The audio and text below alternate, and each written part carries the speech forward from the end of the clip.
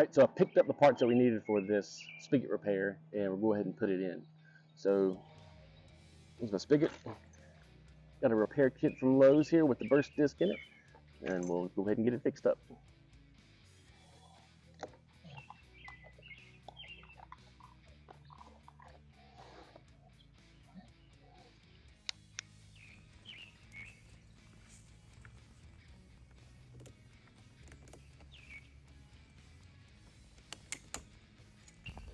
I'm bringing it close so you can see what's happened here.